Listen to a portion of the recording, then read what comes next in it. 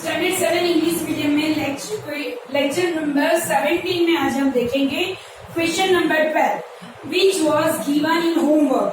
But बहुत सारे बच्चों का डिफिकल्टी है, इसके लिए ये एग्जाम्पल मैं फिर से करा रही हूँ, ध्यान दो।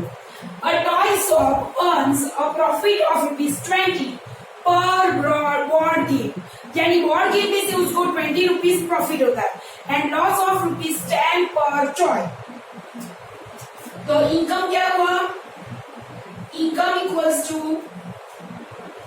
Profit from board game plus loss from toy. Profit and loss, लेकिन प्रॉफिट को हम प्लस में लिखेंगे और लॉस को माइनस में लिखेंगे। इसमें 1 पॉइंट स्टार्ट करने से पहले हम लिख दे प्रॉफिट कितना रुपीस है, +20। प्रॉफिट इसके लिए प्लस लिखा, अगर प्लस नहीं लिखोगे तो भी चलेगा, और लॉस के लिए -10। क्वेश्चन नंबर 1 उसका पढ़ते हैं हम। The shop sells $250 board games. Board games कितनी है? 250 and 500 toys in a month. Toys कितने हैं? 500। फिर से समझाऊं कि हमें बोर्ड गेम बेचने से ₹20 पर पीस हमें प्रॉफिट होता है। ऐसे मैंने 250 बोर्ड गेम्स बेची है, बराबर, एंड पर टॉय यानी एक टॉय पे मुझे ₹10 का लॉस होता है। मैंने ऐसे 500 टॉयज बेच दिए। चलो 20 25 2 50 5000 प्लस की साइन लिखो तो भी चलता है, नहीं लिखो तो भी चलता है। 5 10 5000, 5 1 5 1 0 2 0 3 0, लेकिन ये माइनस, यानी हमें बोर्ड गेम पे 5000 का प्रॉफिट हुआ और टॉयज के 5 टॉयज पर 5000 का लॉस हुआ। एक साथ सब कुछ देखे तो 5000 में से 5000 गया तो 0, यानी दुकानदार को, सेलर को एक भी रुपया मिला नहीं। 5000 प्रॉफिट हुआ, 5000 लॉस गई। अल्टीमेटली ये 0 हो गया। Answer 1, what is the net profit or loss? There is no profit, no loss. Loss भी नहीं है, प्रॉफिट भी नहीं है, बिकॉज इनकम इज 0। जब भी नो प्रॉफिट नो लॉस होता है, इनकम 0 ही होता है। यहाँ पे 0 है, इसके लिए मैंने लिखा no profit no loss. Second start करने से पहले ये वाला इक्वेशन हम फिर से लिखते हैं। Income equals to profit from board game plus loss from toys. Okay, चलो सेकेंड वन हम देखेंगे। इसमें द शॉप सेल्स, एक मिनट, प्रॉफिट स्टार्ट करने से पहले बोर्ड गेम पे मुझे +20 मिलता है और इस पे मुझे -10, इतना तो लिख ही देने का, इक्वेशन लिखने का, और पर टॉय प्रॉफिट है या लॉस है वो लिख देने का, उसके बाद ही क्वेश्चन पढ़ने का। समझ में आया? Second question, the shop sales 400 board games. Board game कितनी है? बोर्ड गेम है 400 and how many toys? 600 toys in a month, यानी 400 बोर्ड गेम बेची और 600 टॉयज बेचे। चलो अभी देखते हैं प्रॉफिट हुआ या लॉस हुआ। 4 2 8 1 2 3 3 zeros plus minus 6 1 6 1 2 3 0 8000 plus minus -6000, क्या हुआ आंसर? 2000, यानी 8000 का प्रॉफिट, 6000 की लॉस। अल्टीमेटली उसको हुआ 2000 का प्रॉफिट हुआ। आंसर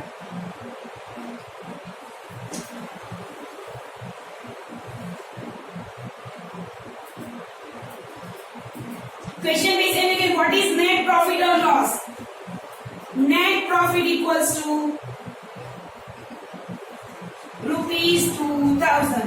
नेट का मीनिंग है लॉस इनकर करके माइनस करके जो हम लिखते हैं वही होता है।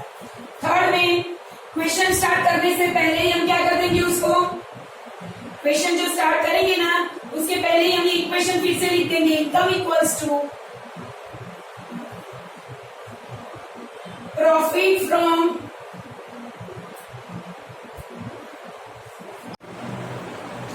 थर्ड नंबर में ये थोड़ा अलग छप गया है, यहाँ पे आपको प्रिंटिंग मिस्टेक है।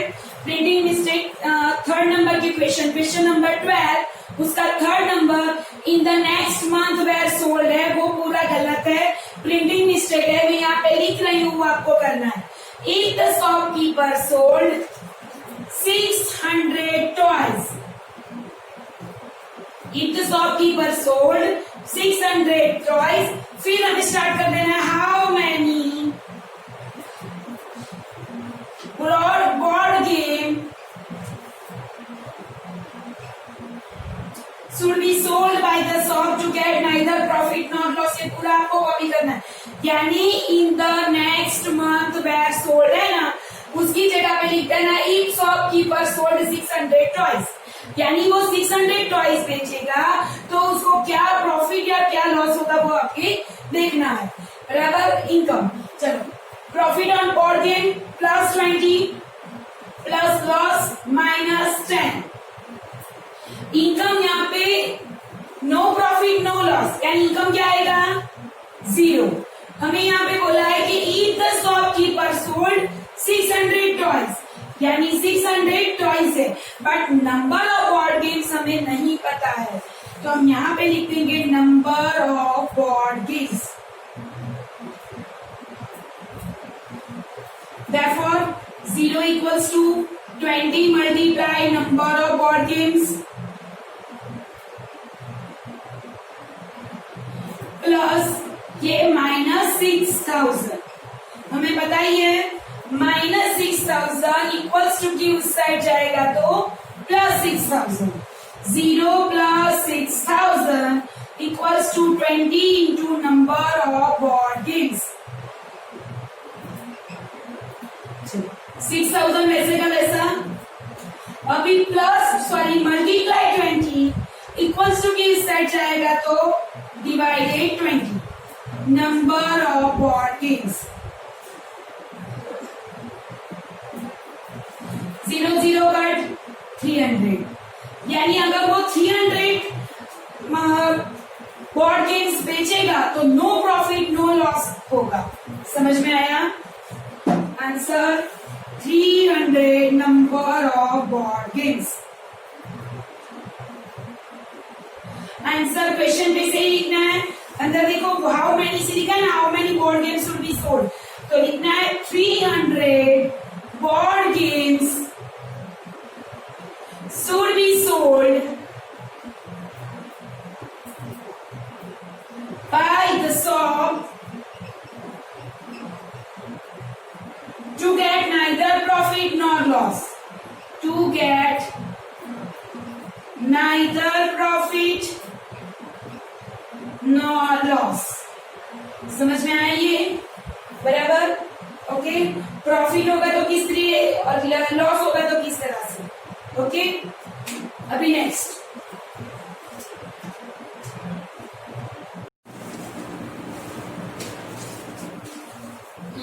question number 13. Suppose we represent the distance above the ground by a positive integer and that below the ground are by negative integer।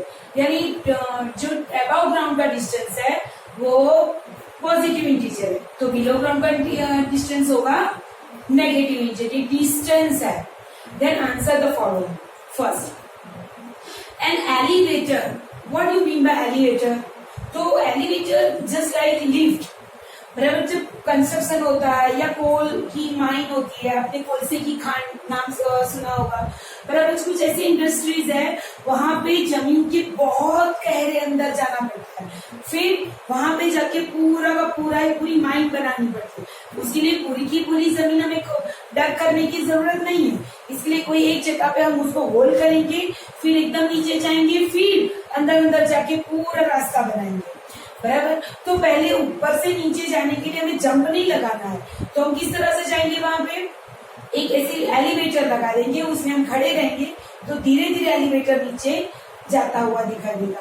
अब कहीं पे कंस्ट्रक्शन हो रहा है तो वहां पे माल सामान ले जाने के लिए ऐसे यहाँ पे एलिवेटर बनाते हैं वो लोग, ओके, फ्लैट स्लैब करते हैं तब। तो यहाँ पे ऐसा है कि एलिवेटर जमीन के अंदर जा रहा है, अभी जमीन के अंदर यानी जमीन के नीचे, तो बिलो ग्राउंड हुआ, तो उसका डिस्टेंस क्या होगा, minus. Elevator descends into a mine shaft at the rate of 5 meter per minute. 5 meter per minute. What will be its position after 1 hour? यानी 1 मिनट में 5 मीटर वो नीचे जाता है, तो दूसरी 5 मिनट में दूसरे 5 मीटर, तीसरी 5 मिनट 1 मिनट में 5 मीटर, दूसरी मिनट में दूसरे 5, तीसरी मिनट में तीसरे 5, ऐसा पूरा नीचे जाता है, 1 आवर जाता है, यानी 60 मिनट्स हो जाता है। तो 60 मिनट्स के बाद वो लिफ्ट यानी वो एलिवेटर जमीन के नीचे कहाँ पहुंचेगा, ये क्वेश्चन है। तो पहले तो ये तो तय हो गया कि एलिवेटर जा कहाँ रहा है, अबाउट द ग्राउंड या below the ground, yes, below the ground. So the distance is covered by it will be presented by negative integer. Since the elevator is going down, elevator नीचे जा रहा है, elevator is going down. So the distance covered by it will be represented by negative integer. बराबर, वो नीचे जा रहा है, इसके लिए उसने जितना डिस्टेंस कवर किया वो नेगेटिव इंटीजर में हम रिप्रेजेंट उसको कर सकते हैं। हमें पता है वो 1 मिनट में कितना नीचे जाता है, 5 metre. Change in position of the elevator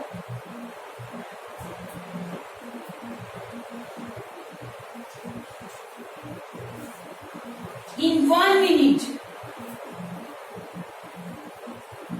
फिर से change in position of an elevator in 1 minute. 1 minute में कितना जाता है, 5 मीटर, लेकिन नीचे जाता है, इसके लिए हम क्या बोलेंगे, -5 मीटर, ओके। तो ये 1 मिनट में हुआ, तो 60 मिनट्स में 60 × 5, सो change in position of the elevator in 1 hour, that is 60 minutes. 1 hour की मिनट क्या होती है, 60 मिनट्स, इक्वल्स टू -5 × 60 होगा, 1 मिनट का -5, तो 60 मिनट्स का हाउ मच, 5 × 60, इट्स -300 मीटर, यानी वो नीचे जाएगा, बराबर, that is 300 meter down from the starting position, down from the starting position. समझ में आया? फिर से एक बार देख लेते हैं। ये बराबर एलिवेटर है, वो माइन के अंदर नीचे नीचे जा रहा है, बराबर वो 1 मिनट में 5 मीटर का डिस्टेंस कवर कर रहा है, वो नीचे जमीन के नीचे जा रहा है, इसके लिए हम नेगेटिव इंटीजर उसका डिस्टेंस नेगेटिव इंटीजर में हम दिखाएंगे, okay.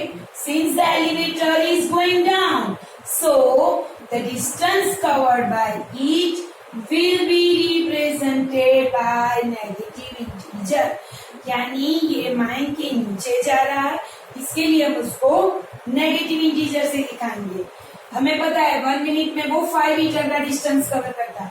Changing position of elevator in 1 minute is -5 metre. नीचे इसके लिए -5. So the changing position of the elevator in 1 hour. 1 hour में कितना होगा? तो 5 multiply 60 it's 30 metre, sorry 300 metre. 300 minus में आया इसलिए हमें समझ लेना है 300 बिलो द ग्राउंड होगा. So that is 300 meter down from the starting position. समझ में आया ये सबको? अभी उसके अंदर ही ये ए क्वेश्चन सॉल्व हुआ, ए वाला. अभी बी वाला है. बी यानी सेकेंड. ये फर्स्ट 13 का फर्स्ट और ये 13 का second. If it begins to descend, two times हो गया है, 1 टाइम ओमिट कर दो. If it begins to descend यानी वो उतरना स्टार्ट हुआ from 15 metre above the ground. 15 metre above the ground से. What will be its position after 45 minutes? तो 45 मिनट्स के बाद क्या होगा? तो यहां से ही डायरेक्ट हमें ले लेना है. Change in position of elevator in 45 minutes. Change in position of an elevator in 45 minutes equals to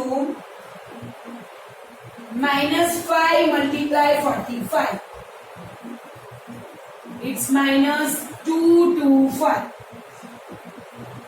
यानी 225 मीटर बिलो द ग्राउंड. बराबर 225 metre. That is 225 metre below the ground. लेकिन आपको पता है कि अब भी लिफ्ट ग्राउंड लेवल पे नहीं है, ग्राउंड लेवल से ऊपर है. फिर से देखो, if it begins to descend from 15 metre above the ground.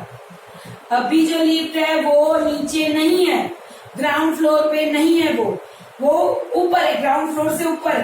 तो पहले ऊपर से नीचे आएगी, फिर जमीन के अंदर जाएगी. तो the final position of the elevator, the final position of an elevator equals to -225. ये तो है ऑलरेडी, लेकिन 15 मीटर ऊपर यानी प्लस, तो वो क्या हो गया? -210. तो answer 210 metre below the ground level.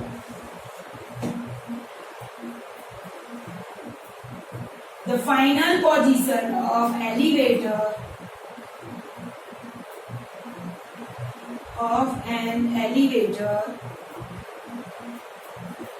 is 210 meter below the ground level.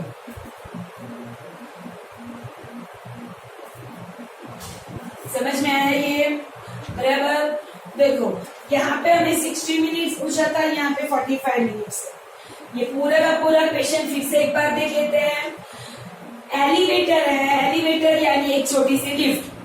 वो लिफ्ट माइन के अंदर नीचे उतर रही है. अगर वो नीचे होगा तो उसका डिस्टेंस माइनस में होगा. Distance covered it will be represented by negative integer. Change in position of an elevator in 1 minute is -5 degree. Sorry, -5 metre. यानी वो 1 मिनट में 5 मीटर का डिस्टेंस कवर करता है. तो 60 minutes how much? It's -5 into 60. So the changes in position of an elevator in 60 minutes in 1 hour. It's -5 multiply 60. It's -300 meter. So 300 meter down from the starting position. Okay. अभी यहाँ पे 45 minutes के लिए कहाँ पे पहुंचेंगे? तो यहाँ पे 60 से मल्टीप्लाई किया, अगर 45 मिनट्स है तो 45 से मल्टीप्लाई करो. Change in position of an elevator in 45 minutes is 225. ये आया आपको समझाया. लेकिन इस टाइम पे हमारी लिफ्ट एग्जैक्ट ग्राउंड लेवल पे नहीं है, ग्राउंड लेवल से अबाव है. तो final position of an elevator is -225 plus 15 it's -210.